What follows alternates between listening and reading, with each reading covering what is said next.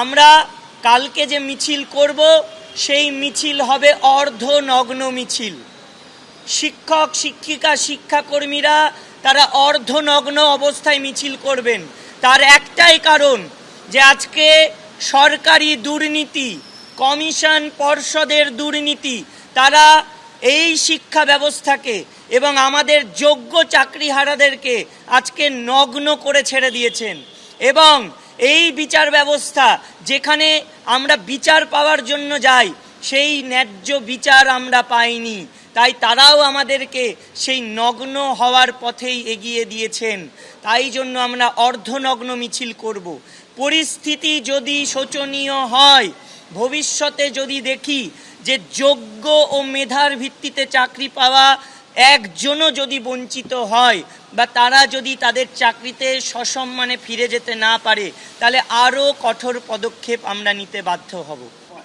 আমরা কাল সকাল 11টার সময় শিয়ালদা স্টেশন থেকে মিছিল শুরু করব এবং সেটা নবান্ন অভিমুখেই হবে। নবান্নে মুখ্যমন্ত্রীর সঙ্গে আমরা সাক্ষাৎ করব। আগামীকাল 30শে মে শুক্রবার শিয়ালদা থেকে একটা মহা মিছিল করব।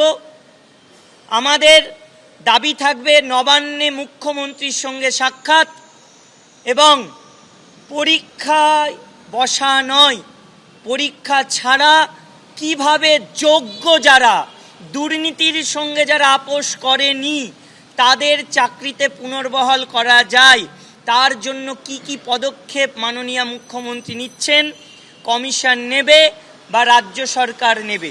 মুখ্যমন্ত্রী সাংবাদিক বৈঠক করে দুদিন আগেই ঘোষণা করেছেন যে নতুন পরীক্ষা হবে। উনি দুটো পদ্ধতির কথা বলেছেন। প্রথমেই বলেছেন যে পরীক্ষা, দ্বিতীয়ত বলেছেন রিভিউ। আমরা তার বক্তব্যের সঙ্গে সহমত পোষণ করছি না। কারণ একজন রাজ্যের মুখ্যমন্ত্রী, তিনি জানেন যে কত বড় একটা দুর্নীতি হয়েছে, যার জন্য আজকে আমাদেরকে রাস্তায় বসে থাকতে হচ্ছে, ঘুমাতে হচ্ছে। ন্যায়ালয়ের দরজা বারবার খটখট করতে হচ্ছে শুধুমাত্র দুর্নীতির কারণে।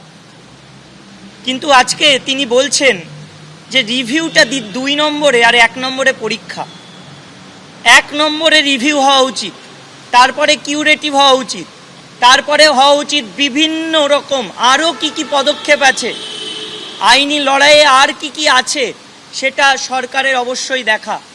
আইনি লড়াইয়ে কিভাবে আবার পরীক্ষা না দিয়ে যোগ্য যারা তাদেরকে পুনর্বহাল করা যায়, সেই ব্যবস্থাই কিন্তু সরকারকে করতে হবে।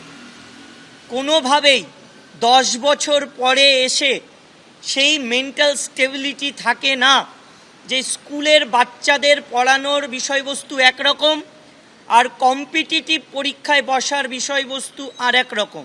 সেটা সবাই পারবে এমনটা নয়। কারোর বয়স বেড়েছে, কেউ হার্টের রোগে আক্রান্ত, অনেকেই আছেন যারা প্রেগনেন্ট ম্যাডাম রয়েছেন, অনেকেই আছেন ব্রেন স্ট্রোকে আক্রান্ত। তারা কি করে পরীক্ষা দেবে? তাহলে যেদিন পরীক্ষার দিন ঘোষণা হবে সেদিন এনারা যদি প্রেজেন্ট না থাকতে পারেন, তাদের চাকরির কি হবে?